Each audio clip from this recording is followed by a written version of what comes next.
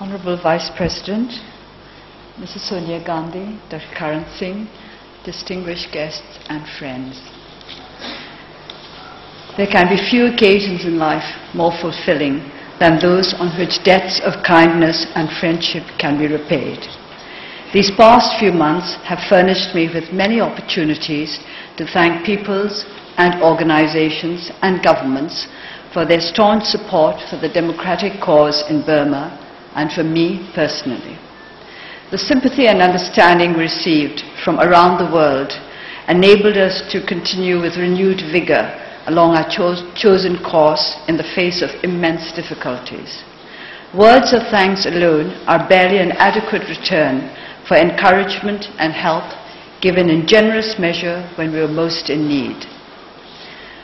Today, I wish to thank you for the Jawaharlal Nehru Memorial Prize that was awarded to me in 1995, the year that I was released from my first term of house arrest. The links between the independence movement of our two countries and my personal ties to India imbued the prize with a special meaning for me. The thoughts and actions of the leaders of the Indian independence movement provided me with ideas and inspiration. Our movement for democracy in Burma is firmly rooted in the principle of non-violence that Gandhi made into an effective political force even against the most powerful opponents. His influence on my political thinking is widely recognized. The influence of Jawaharlal Nehru on my life and politics is less well known. Panditji was a name known to me since I was little past the toddler stage. My mother spoke of him as a revered friend, almost a father figure, both to her and to my father. I had little idea of his importance as a statesman beyond the fact that he was the Prime Minister of India. To my infant mind, he was a kindly old man who had provided my father with 2 sets of uniform, the smartest he ever possessed. In January 1947, my father had stopped in Delhi for 2 days on his way to London for formal negotiations for Burmese independence. He had left Burma in the thin cotton uniform of the People's Volunteer Organization. Panditji took one look at the flimsy khaki outfit and decided it would not do for the icy weather of London. That was one of the coldest winters in the history of England. He gave instructions that 2 sets of a warm and smart version of the PVO uniform be made immediately. He decided that my father would also need a heavy overcoat, but since there was not enough time to have one made to measure, a British Army-issued greatcoat was procured. The most widely known photograph of my father shows him wearing this garment, a bit outsized, in the garden of 10 Downing Street. My father was still a university student when he first met Jawaharlal Nehru and other Indian leaders. The student unions were at the forefront of the independence movement in Burma, and shared aspirations led to ties of friendship between anti-colonial forces in our 2 countries. However, as the Second World War approached, the path to freedom chosen by the Burmese diverged from the non-violent way of Gandhi. My father led a group of young men, the 30 comrades, to Japan for military training, and this small pioneer force became the core of the Burma Independence Army. During the years under Japanese occupation, 1941 to 1945, Burmese independence leaders had little contact with the leaders in India, but came to know Netaji Subhash Chandra Bose and the Indian National Army. At the end of the war, when Netaji's brother Sarat Chandra Bose came to Burma to offer his services as a defense lawyer in the trials of members of the INA, my father delivered an address of welcome at a reception held in the City Hall of Rangoon. He referred to Sarat Chandra Bose as one of the leaders of India, a great brother of a great Indian. He went on to say, as far as the AFPFL, that is the Anti-Fascist People's Freedom League, of which I am the President, is concerned, our policy towards India and Indians in this country is one of the broadest conception and generosity. We have no axe to grind. We nurture no feelings of racial bitterness and ill will. We stand for friendly relations with any and every nation in the world. Above all, we want to be not merely good neighbors. We stand for more than friendly relations with our neighbors. We want to be not merely good neighbors, but good brothers. We stand for an Asiatic Federation in a not very remote future. We stand for immediate mutual understanding and joint action wherever and whenever possible, for our mutual interests and for the freedom of India, Burma, and indeed all Asia. We stand for these and we trust Indian national leaders implicitly. A few months ago, Pandit Jawaharlal Nehru stopped for one night in Rangoon on his way back to India from Malaysia. At that time, I met him and we discussed his questions for about 2 hours. The next and last time my father and Nehru met was in those few days in Delhi that acquired unexpected sartorial significance.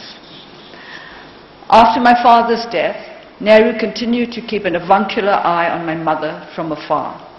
Whenever she went to India, or whenever he came on official visits to Burma, he made her feel his concern for her well-being and the well-being of her children. I may even have been taken to meet him during one of his visits, but I can only remember seeing him for the first time in Delhi railway station when I was about 16. My mother was then ambassador to India, and she and I, and a small group from the embassy and the Ministry of External Affairs, were waiting to welcome Prime Minister Unu, who was travelling up by train from Calcutta.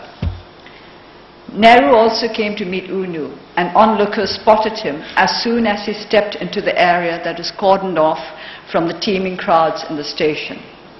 Cheers went up and shouts of Pandit Nehru Ki Jai resounded. His lower lip protruding in that famous petulant look, Nehru ignored all the plaudits and all the people, including me, and walked up and down the empty platform with my mother and talked to her exclusively. His aristocratic disdain for public approbation filled me with both astonishment and admiration. I wondered if Nehru's public liked his cool arrogance, or whether there was a bond between them that made exchanges of mutual courtesies unnecessary. Then I remembered that my father had been notorious for his stern, almost scowling expression and for his lack of social graces. Our people loved him for these very defects, which they saw as proof of his honest, open nature. I should add that towards the end of his life, my father acknowledged that as a national leader, he could not continue with the rough diamond manners of a young revolutionary. The year I went to Oxford, 1964, was one of the most significant turning points in my life. It was also the year Nehru died. Next to the overwhelming grief of the people, not just in India, but in all parts of the world, I remember most vividly reports of the poem by Robert Frost found on his desk. Oxford did not take me away from India, for I made many Indian friends there. After my marriage, my husband's work in Himalayan studies took our family frequently to the north of the country. My last sojourn in India was spent as a research fellow in the Indian Institute of Advanced Studies in Shimla from 1987 to 1988. The year of Nehru's birth centenary, 1989, was the year I was placed under house arrest for the first time. It could be said to have been the year of my political coming of age. When I joined the movement for democracy in 1988, the whole country was in a state of upheaval, and my major concern was to try to unite the myriad political groups that had emerged from the cracks in totalitarian rule into a strong, coherent force for democracy. Each day was more than eventful. Discussions, debates, public meetings, founding the National League for Democracy, touring the country to explain the aims of our party to the people. The State Law and Order Restoration Council had announced that elections would be held in 1990, and the election laws were made public in April 1989. The Central Committee of the NLD was divided over whether or not the party should contest the elections. I pointed out that the laws made no provision for the transfer of power and that I did not believe the military regime would step down unless the winner turned out to be the erstwhile Burma Socialist Program Party. We were still undecided with regard to the election issue when I was placed under house arrest in July. The chairman of the Township Law and Order Restoration Council, an army major, appeared at my gate with a warrant and a group of officers, civilian, military and police, in the morning of 20th July, and I thought I was going to be taken to prison. As all members of the NLD had to be prepared for such an eventuality, I had already packed a small bag with the necessities of life in jail. My sons had come for their summer holidays, and they understood that I was going to be arrested. When the chairman appeared at the front gate, Kim asked him if I would be kept as an A-class prisoner or a B-class prisoner. Somebody must have been talking to him about colonial times when political prisoners were given B status, better treatment and more privileges than the criminal C-class. A was reserved for very important prisoners, such as retired prime ministers. The chairman was somewhat disconcerted by my son's question and replied that I would not be taken to prison. This is how I learned that I would be placed under house arrest under a section of the law that had never previously been invoked. House arrest meant that external activities suddenly came to a halt. It was also an indication that our struggle would be difficult and long. I would have to decide how I would chart the course of my life for the foreseeable future. Among the maps I used to see me through the years that headed into the unknown were Nehru's autobiography and Discovery of India. Quote, "Time seems to change its nature in prison. The present hardly exists, for there is an absence of feeling and sensation which might separate it from the dead past. Even news of the active, living and dying world outside has a certain dreamlike unreality, an immobility and an unchangeableness as of the past." I read the above words of Nehru and made comparisons with my own situation. I certainly did not see the present and past as inseparable, perhaps because I had access to a shortwave radio that kept me in touch with the outside world and made it come vividly alive for me. Or perhaps it was an unlikeness in our attitudes to life that made us view isolation in different ways. Even when I was put into prison briefly during 2003, I never had the sensation that present and past had merged into one. There was, of course, a sameness to the days, but each was separate and distinct, so many different stones in a string of perfectly matched diamonds.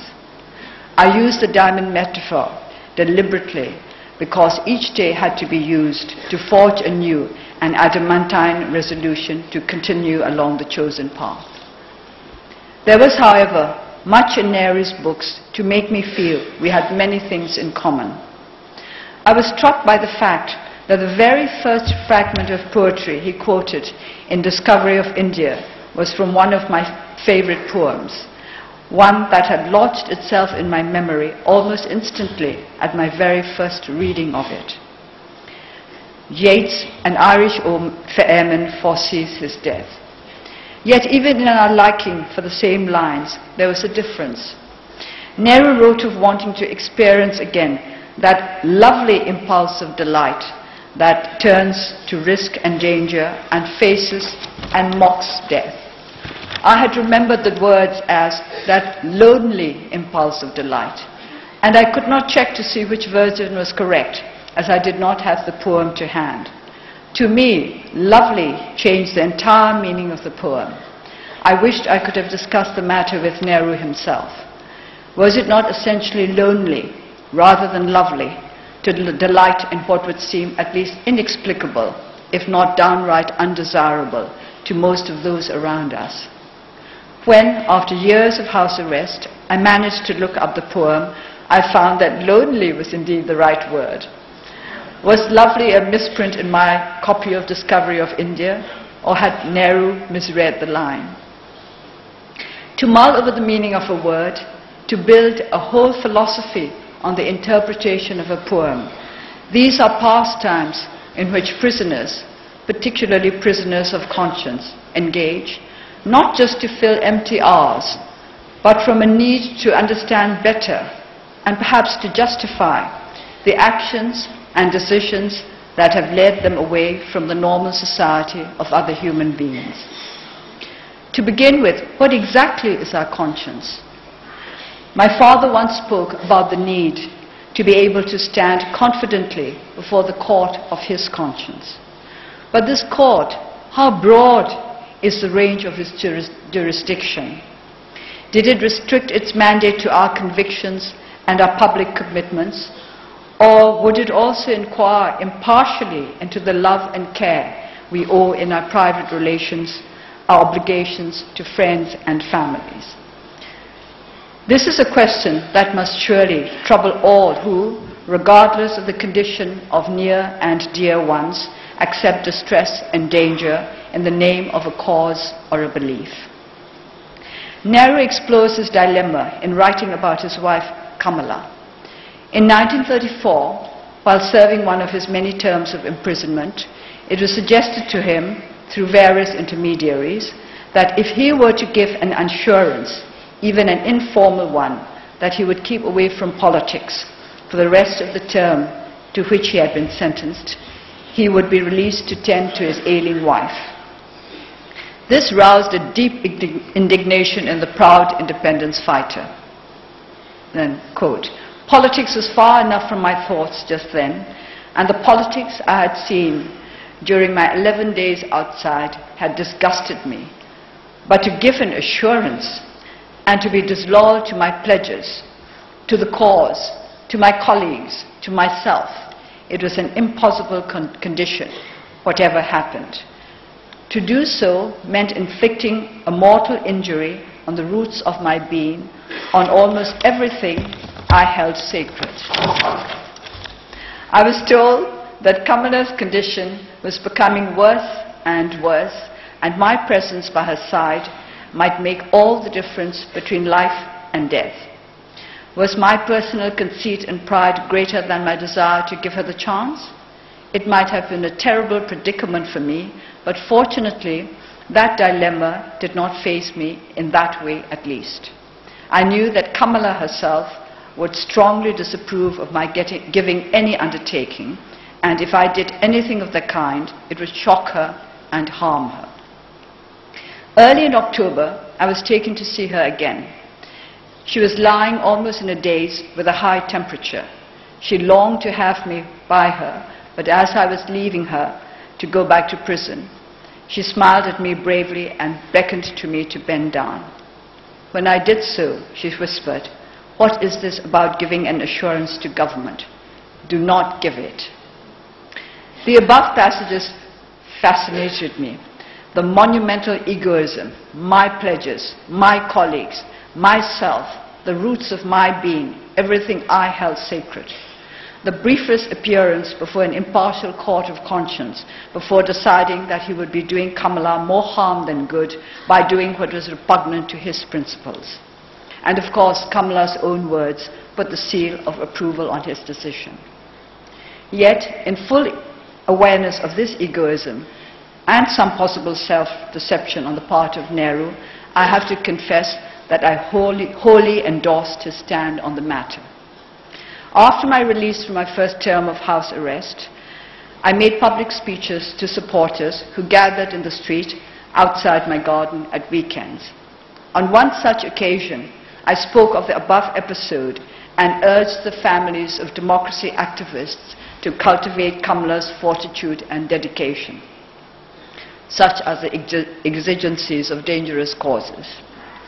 The lesson I really learned, however, was not to deceive myself or others with the claim that we are making self-sacrifices when we follow our conscience.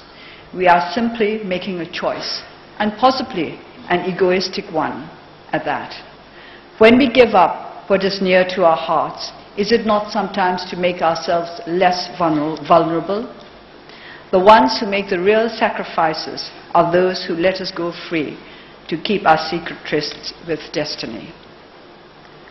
Politics is about people, and people are about relationships, whether at a private or public level. The two Indian leaders to whom I feel closest were undoubtedly Gandhi and Nehru, because the challenges they faced along the path to independence are the ones we have been facing over the course of our struggle, which will mark its quarter century next year. The survival of their relationship, which was both personal and political, in spite of their many differences, is one of the triumphs of Indian politics. When Gandhi decided to withdraw the civil disobedience movement, Nehru was deeply distressed. He railed, "Why should we be tossed hither and thither for what seemed to me metaphysical and mystical reasons in which I was not interested? Was it conceivable to have any political movement on this basis?" The doubts that arose in his mind over Gandhi's methods caused Nehru intense agony. In his cell in Alipore jail, life appeared to him a dreary affair, a very wilderness of desolation. Of the many hard lessons that I had learned, the hardest and the most painful now faced me, that it is not possible in any vital matter to rely on anyone. One must journey through life alone. To rely on others is to invite heartbreak. The lesson Nehru learned is one we have to learn and relearn again and again along the long and different journey to goals that can only be won through hard work and perseverance. At the same time, if our hearts cannot cleave to our colleagues, if our loyalty to those who share our values and aspirations becomes strained, or we have reason to doubt their loyalty, we are cast adrift into a wilderness of uncertainty. During one of my periods of isolation, I jotted down on a piece of paper that if I could be sure of one, just one, totally trustworthy, totally reliable, totally understanding, totally committed friend and colleague who would keep faith with me and with the cause in which we believed throughout the vicissitudes of this existence, I could challenge the combined forces of heaven and earth. In isolation, one tends towards melodrama. When I heard on the radio, suddenly and unexpectedly one day, that the Central Executive Committee had expelled me from the party for the simple reason that I happened to be under detention, I felt myself to be in a curious no man's land, far away from everything except my own volition. I realized that pressure must have been exerted on the party and that it must be going through a very difficult period.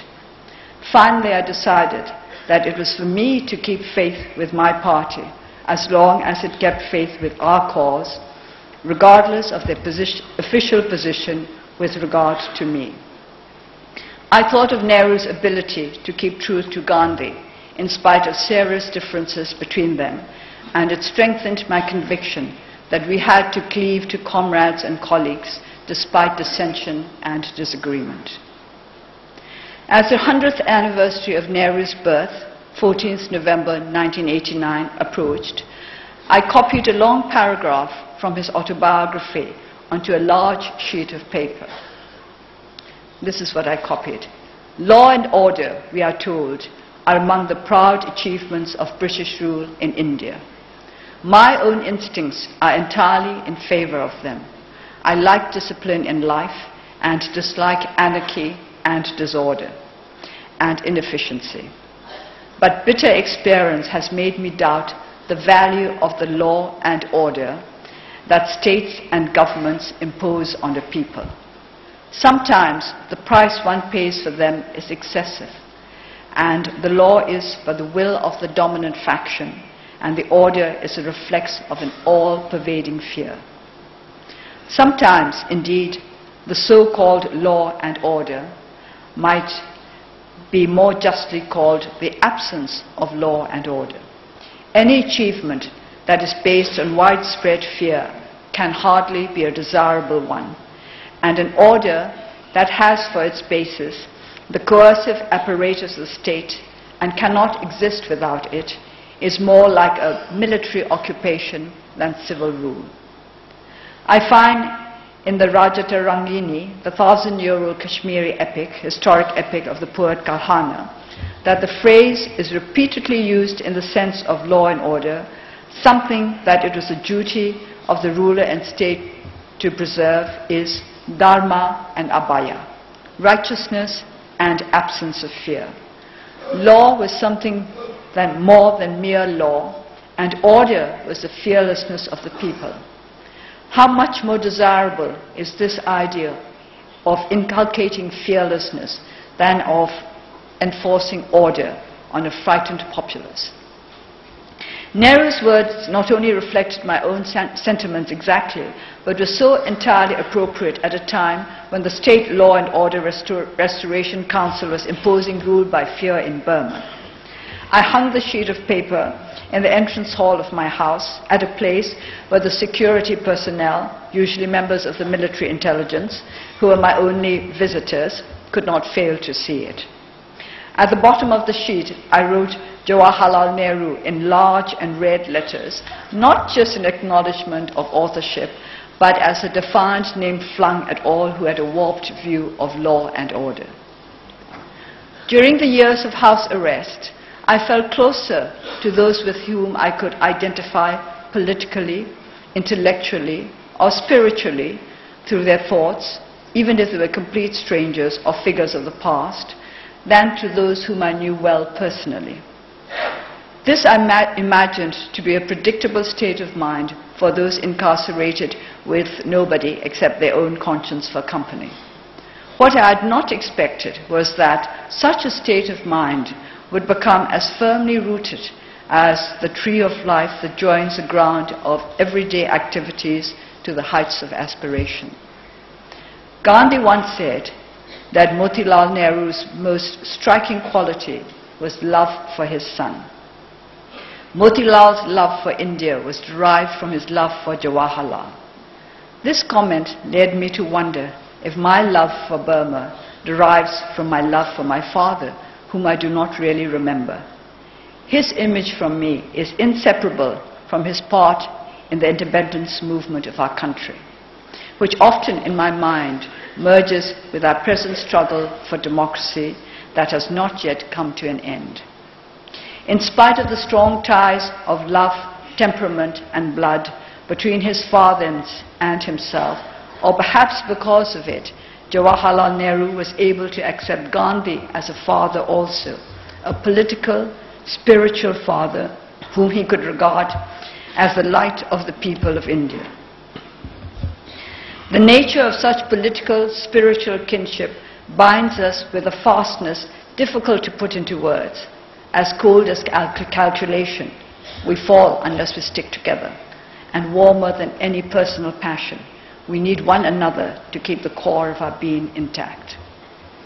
Recently, in a tribute to Václav Havel, I tried to explain why he and other friends and mentors, whom I have never met in person, are a major driving force in my public endeavors, which are no longer separable from my private life, by referring to an article about me written many years back by Anne, a friend from Oxford days. She applied some lines Yeats wrote for the Irish revolutionary Maud Gonne to me.